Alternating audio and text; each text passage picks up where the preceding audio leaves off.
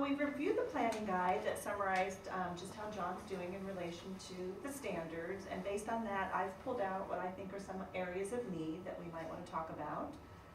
And it's a long list for John. It looks like math is not an area specifically we want to address. We're going to address some of the writing mechanics portions of that a little further along. But let's talk about reading foundations. So some of the information we've been able to look at is it sounds like some of the support for reading is already being in place, supported with Cynthia in his special education setting. He does continue to need some more skill building with fluency and comprehension.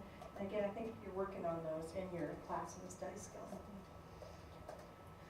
For reading comprehension, would everyone agree that access to grade level content is one of the priority areas we have for John? Yeah, absolutely, yeah. And when we looked at where John is in the standards, in the terms of his reading, for his comprehension, he's not meeting any of those standards at this time.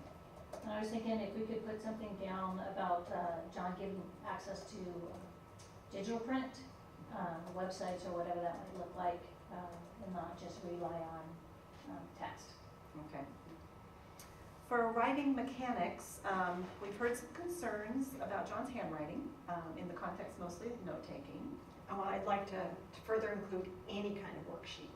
He has difficulty with it. And I'd also like to add that for math computation, he misses a lot of problems just because I can't read what he's written. I know he knows how to do the work, but because of his writing, I can't read it and gets a lot wrong.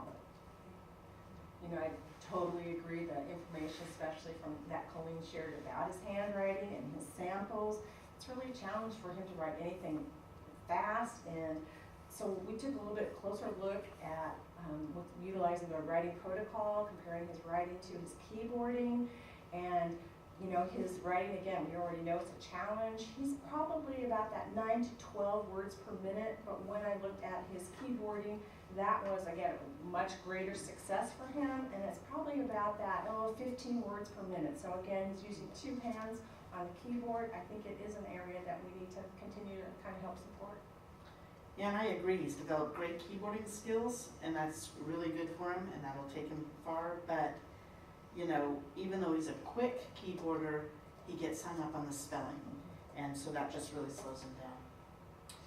Okay. I'm going to go ahead and also identify an area of need under the language standards, just because you brought up the challenges with spelling. Whether he can improve his spelling skills at this point in time or not at this age, we do need to be thinking of how to help him navigate around that challenge moving forward. Would everybody agree with that? Mm-hmm. Yeah. Let's also talk about executive functioning, because I've heard a little bit pop up about that as well.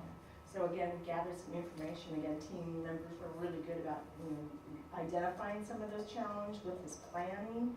And John even completed a little survey, and it really, again, validated that he has some challenges with, again, being organized, initiating tasks, remembering what to bring that needs to happen in the classroom. I think those are really big issues for him.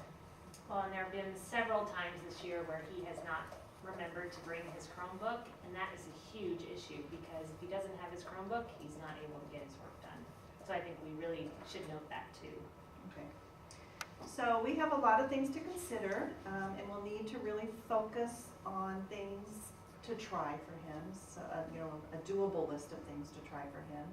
We could obviously do a lot, but we need to be realistic in what we can take on and make some choices of things that might really make a difference for him.